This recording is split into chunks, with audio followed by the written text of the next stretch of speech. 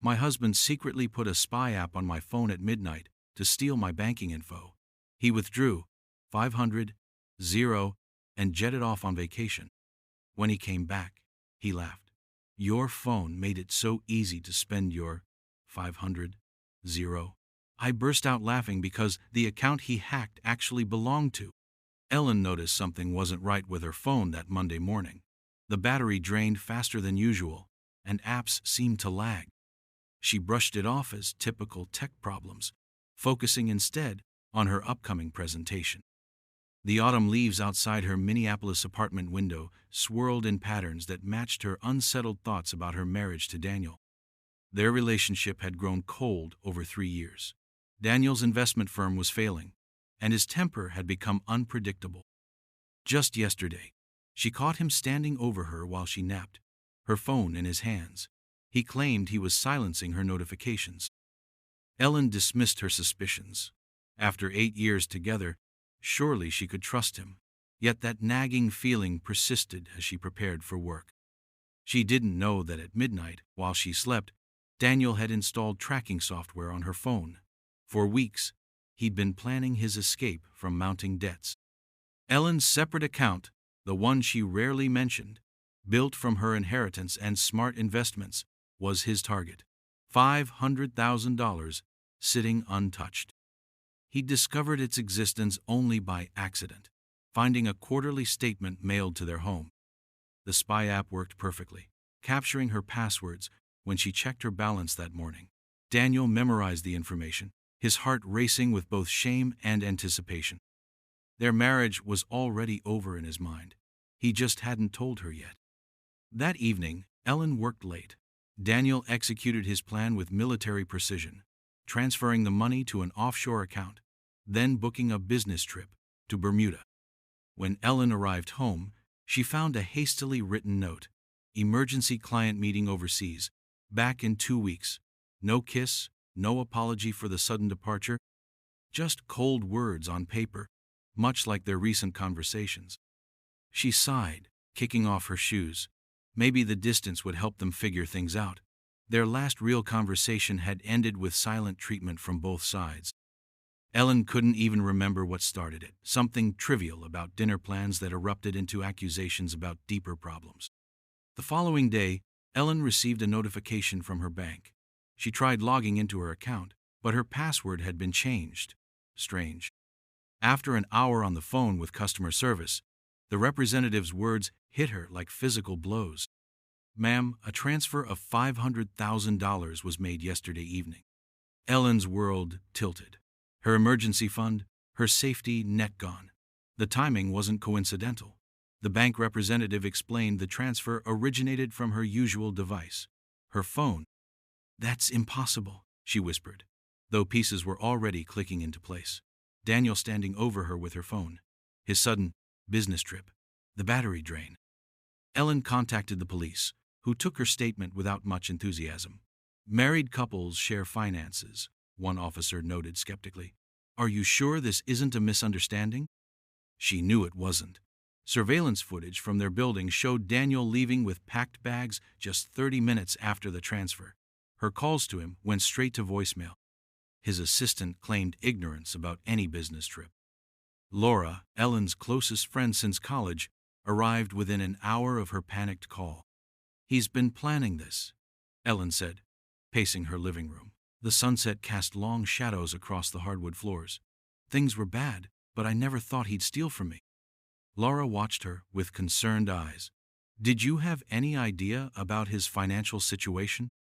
Ellen paused. Daniel had been secretive about money lately, dismissing her questions about the firm. Last month, she'd overheard him arguing with someone about repayment terms. She'd assumed it was a client. I think his business was failing, she admitted. But this is betrayal on another level. As days passed, Ellen discovered more evidence of Daniel's deception. Credit card statements showed purchases for expensive electronics. Their joint savings account had been emptied weeks earlier, something she hadn't noticed since she rarely checked it. Internet searches on Daniel's laptop revealed research on countries without extradition treaties and forums discussing how to disappear with money. He'd been planning his escape for months. Ellen felt like a fool. The signs were there: his late nights, secretive phone calls, the growing emotional distance. She'd attributed it all to marriage problems, never suspecting theft. 8 days into Daniel's absence, Ellen received a text from an unknown number. "Enjoying the weather in Bermuda. Don't bother looking for the money." The mockery ignited something in Ellen. Beneath her hurt lay a steely determination she hadn't known existed. She wouldn't let him get away with this. Over the next 3 days, Ellen barely slept. She contacted financial investigators and hired a private detective with the last of her accessible funds. What Daniel didn't know was that Ellen had spent 5 years as a cybersecurity analyst before switching to marketing. Skills grew rusty, but never disappeared completely. She examined her phone, confirming her suspicions about the spyware. The program was sophisticated but left digital fingerprints. Every spy app needed to transmit information somewhere. Ellen traced the data pathways, finding the email where her login credentials had been sent. The private detective located Daniel at a luxury resort in Bermuda. Photos showed him lounging by a pool, drink in hand, talking closely with a blonde woman Ellen didn't recognize. "The police can't do much internationally without more evidence," the detective explained. "And financial crimes aren't exactly priority." Ellen nodded, a plan already forming. "I don't need the police. I need time." She contacted her bank again, this time speaking with the fraud department supervisor. She explained her situation not as a victim, but as someone with expertise. The supervisor, impressed by her knowledge, connected her with their security team. Together, they traced the money transfer path. Daniel had moved it through 3 different banks before landing in an account in the Cayman Islands. The trail seemed to go cold there. Ellen barely ate as she worked, sustained by determination and black coffee. Laura brought her meals she didn't touch and offered a shoulder she was too busy to cry on.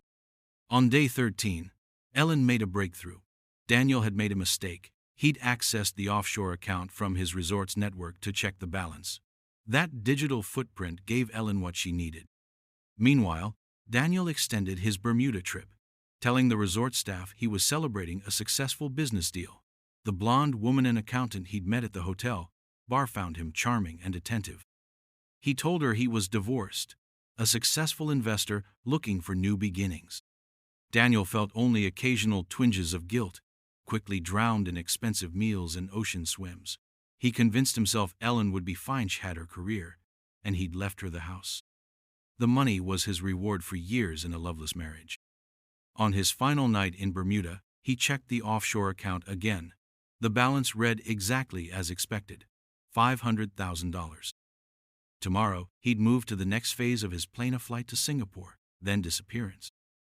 His phone buzzed with a text: "Coming home tomorrow. We need to talk. Ellen." Daniel smirked at the message. She still had no idea where he was. He'd return when ready, with a story about being robbed overseas. He'd play the victim, maybe even suggest they start fresh somewhere new. That night, he dreamt of confrontation, Ellen's tear-streaked face as he denied everything. He woke unsettled but pushed the feeling aside as he packed. His flight landed at Minneapolis International Airport 14 days after his departure. Daniel had rehearsed his story during the journey. He'd claim his phone was stolen, explaining his silence. He'd act shocked about the missing money. The apartment was quiet when he entered, but Ellen's jacket hung by the door. She was home. He found her in the kitchen, calmly drinking tea. Her expression revealed nothing. "Welcome back," Ellen said, her voice neutral. "Good trip?" Daniel launched into his practice story about clients and communications problems, watching her face for signs she believed him.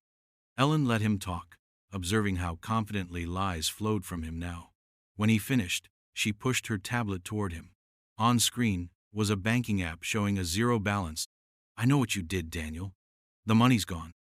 His expression shifted from confusion to defiance in seconds. The pretense dissolved like sugar in rain.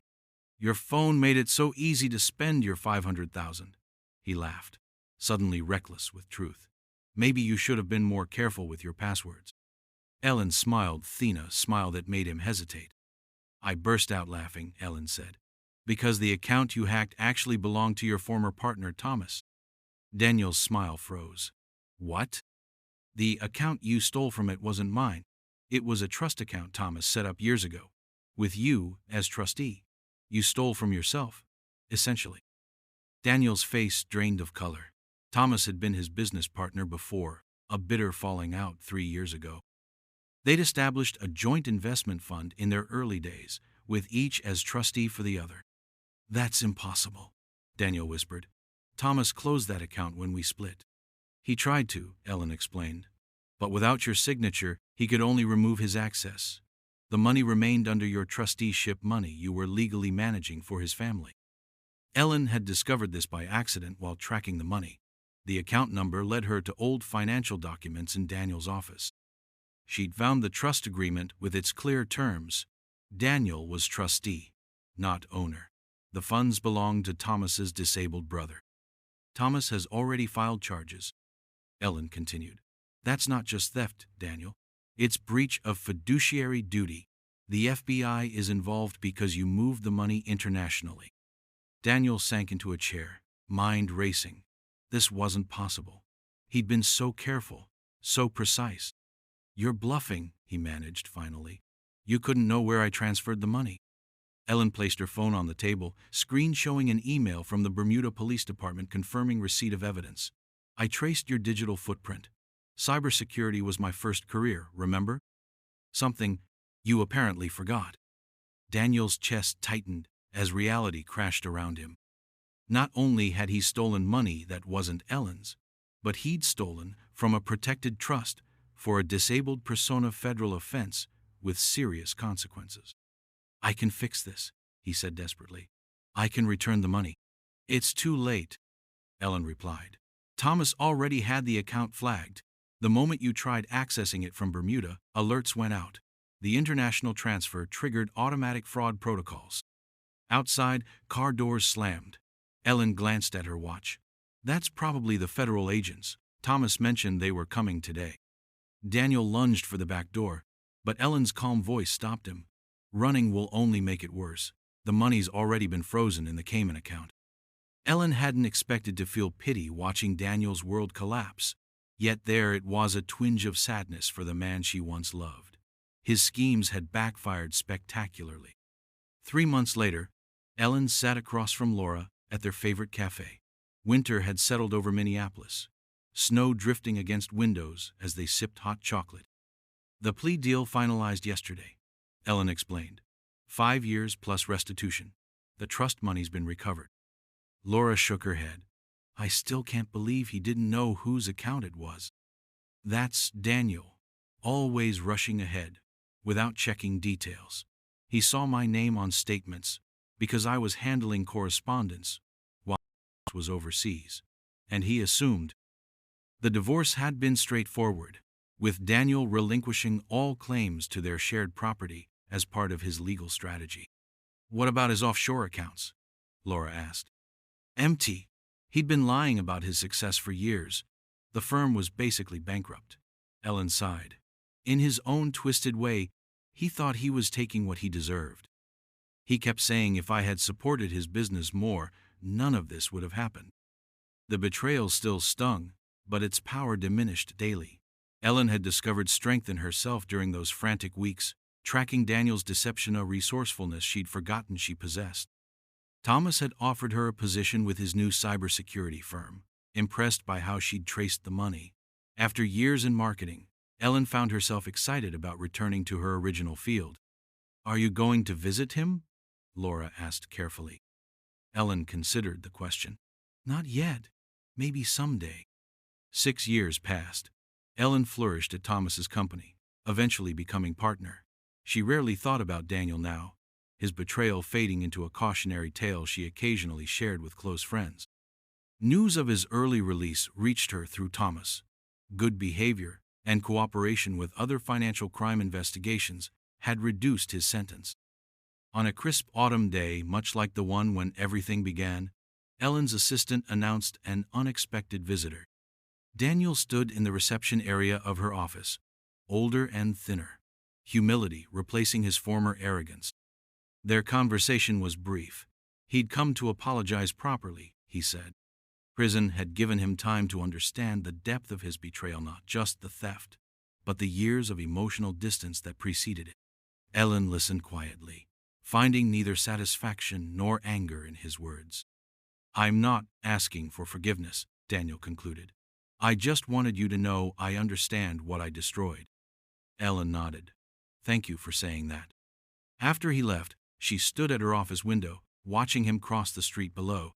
There was a time when his presence would have unsettled her for days. Now, she felt only mild relief that this final chapter had closed peacefully. That evening, Ellen met with her financial advisor. The irony wasn't lost on her. The theft that was meant to destroy her financial security had ultimately led her back to a career that now earned her twice what she made in marketing. "Your retirement portfolio is looking excellent," the advisor noted. That investment in Thomas's company was particularly shrewd. Ellen smiled. Sometimes the worst moments lead to the best decisions. At home, Ellen reviewed the security system on her new house, a habit she'd developed after Daniel's betrayal. Her devices were protected by protocols she'd designed herself, updated weekly against emerging threats. The experience had changed her in countless ways. She'd become more cautious with personal information, more selective about relationships. Yet she'd also discovered resilience she never knew she possessed. Laura had encouraged her to date again, but Ellen took her time. 2 years after Daniel's prison release, she met James, an architectural engineer who approached relationships with the same careful consideration she now valued. On their third date, Ellen told him about Daniel. She expected shock or pity, but James simply asked thoughtful questions about how the experience had shaped her cybersecurity work. "Some people learn security after being compromised," he said. "You turned it into expertise." Ellen and James married in a small ceremony 4 years after meeting. Thomas attended as her friend, their business partnership having evolved into mutual respect and friendship. Ellen occasionally wondered what became of Daniel after their brief encounter. Public records showed he'd moved to Arizona, taking a compliance position at a small bank, ironically, ensuring others followed financial regulations. Life had a strange circularity, Ellen reflected. Daniel's betrayal had been devastating, but it had also reconnected her with her original passion for cybersecurity. Now she ran workshops, teaching women to protect their digital lives from exactly the kind of invasion she had experienced. The sessions always ended with the same advice: trust your instincts when something feels wrong with your devices. That unusual battery drain or performance change might be telling you something important. The story of her experience became a case study in financial security circles. Ellen never used Daniel's name when presenting it at conferences, but she kept nothing else back, including her own initial blindness to the warning signs. "The most dangerous threats often come from those with legitimate access to our lives," she would explain to rapt audiences. "Digital security begins with understanding human behavior." Occasionally, Ellen received messages from women who had experienced similar betrayals. She responded to each one personally, offering both technical advice and emotional support. James understood these late-night email sessions, bringing her tea without comment when he found her still at her computer at midnight, typing responses to strangers united by shared trauma. "You're turning poison into medicine," he observed once. The phrase stuck with her. 10 years to the day after Daniel's theft, Ellen published a book about digital security for non-technical people. The first chapter began with her story, now distant enough to shape into educational narrative without lingering pain. At the book launch, a journalist asked if she ever thanked Daniel for inadvertently redirecting her career. Ellen considered this. "I don't thank him," she answered carefully, "but I acknowledge that our worst experiences sometimes forge our strongest paths. Had he not betrayed me, I might never have rediscovered work that gives my life such purpose." The book became a bestseller, translated into 12 languages. Ellen established a foundation providing security tools to domestic violence survivors, people who, like her, needed to protect themselves from those who once held their trust. Life settled into new patterns. Ellen expanded her security firm internationally, traveling frequently with James, who could work remotely. They never had children a decision made thoughtfully, rather than from fear. Sometimes, Ellen reflected on the strange mathematics of betrayal, how Daniel's attempt to steal her security had instead multiplied it many times over. The 500,000 he'd taken, and lost, seemed insignificant compared to what she'd built since then. On peaceful evenings in her garden, surrounded by the life she'd created after devastation, Ellen occasionally remembered that moment in her kitchen when Daniel had laughed about stealing her money. The memory no longer hurt. It had transformed into something else, the beginning of a different story than the one he thought he was writing. Some betrayals, Ellen had learned, don't end you, they launch you.